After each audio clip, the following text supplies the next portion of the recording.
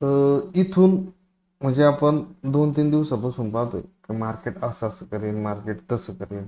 पण मार्केटनी काय आपल्याप्रमाणे मार्केट चाललं नाही. म्हणजे आपल्याला जे अपेक्षित होतं त्याप्रमाणे मार्केटने काम केलं नाही. बरं, मार्केटने काम केलं नाही म्हणल्यानंतर आपण पण काय केलं? आपण पण काय काम नाही केलं. आपण काय विचार करतोय, आपल्याला बाय साईडला बसायचंय. मार्केटनी वर जाणं अपेक्षित आहे. त्या हिशोबाने आपण काय करतोय, ॲनालिसिस केलेलं आहे. पण त्या पद्धतीने मार्केटने काम दिलं नाही. मग अजूनही आपल्याला बाय साईडला बसायची ही अपेक्षा सोडणं चुकीचं आहे.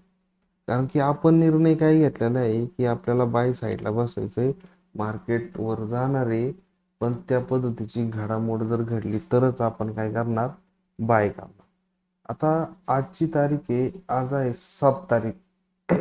आता 8 चालू झालेली, 4:40 झालेत पहाटेचे.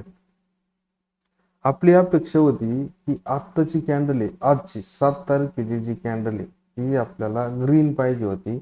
मग अशी जर ग्रीन कॅन्डल जर तयार झाली असती तर आपण काय केलं असतं, 8 तारखेची होणारी जी ग्रीन कॅन्डल आहे मग ती जर अशी हळूहळू वर जर गेली असती आणि मार्केटने हा जो हाय पॉइंट याला ब्रेक केलं रे केलं तर आपली इथे एंट्री होती आणि आपला स्टॉप लॉस होता हा.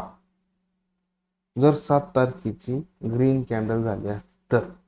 पण तसं काही झालेलं नाही. पण अजूनही आपल्याला बाय साईडचाच विचार करायचा आहे. कारण ही जी कॅन्डल जी आहे ही कॅन्डल आहे ही बोरिंग कॅन्डल झालेली आहे. बोरिंग कॅन्डल म्हणजे काय, तिचा हाय पॉइंट, तिचा लो पॉइंट याच्या तुलनेमध्ये ह्या कॅन्डलची जी बॉडी आहे ती 50% किंवा त्याच्यापेक्षा जर कमी असेल तर तिला आपण बोरिंग कॅन्डल म्हणतो. आणि बोरिंग कॅन्डलचं आपण एक टूल वापरतो. इथं आहे ते इथं.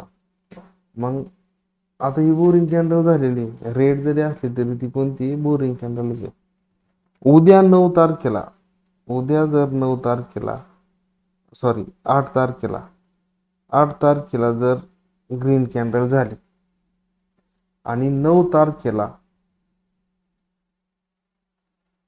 दुसरी कॅन्डल चालू झाली, ती ग्रीन हो चालू हो काही हो, पण दुसरी कॅन्डल चालू झाल्यानंतर 8 तारखेचा तिने हाय ब्रेक केला रे केला की आपली एंट्री असणार कुठं, याच्या हाय पॉइंटला.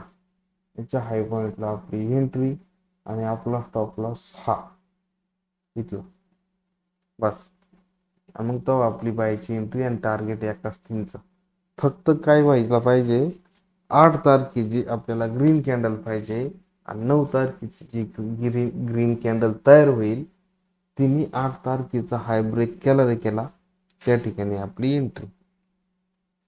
आता काही मित्र मला म्हणले, मार्केट एवढं पडलं काल, तू काही केलं का नाही? आता ही बरीच मुवमेंट झाली, ही साधी मुवमेंट नाही. इथं खूप पैसे झाले.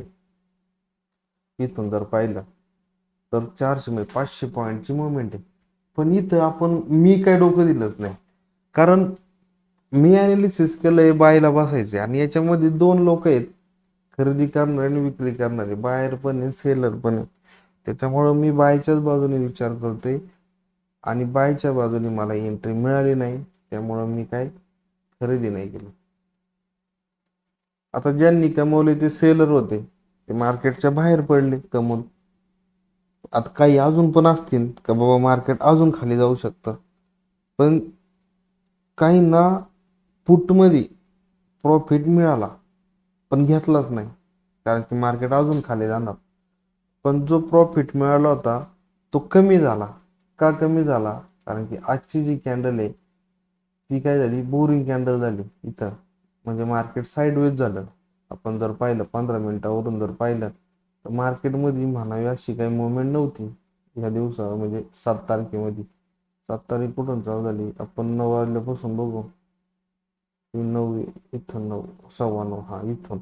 मग इथून ह्या परिसरामध्ये मार्केट एवढं साईडवेज झालंय, याच्यात बायरचं पण नुकसान आणि सेलरचं पण नुकसान, हे दोन्ही लॉस मध्येच टाइम डिके असल्यामुळं. त्यामुळं आपली तर काय बाय साईडला नाही, आपण काय सेलर काय म्हणते त्याला, पुट नाही घेतला आणि कॉलर नाही घेतला. आपण काय करतोय, आपण बायच्याच बाजूने बसण्याचा विचार करतोय. त्यामुळं आता पुन्हा तीच रिपीट होतं बरं का. 7 तारखेची जी कॅन्डल आहे ती झालेली आहे बोरिंग कॅन्डल. 8 तारखेची कॅन्डल आपल्याला ग्रीन होणं अपेक्षित आहे. आणि 9 तारखेच्या कॅन्डलने इथं हाय ब्रेक केला रे केला, इथं आपली एंट्री असणार आहे. टॉप लॉस इथला असणार आहे.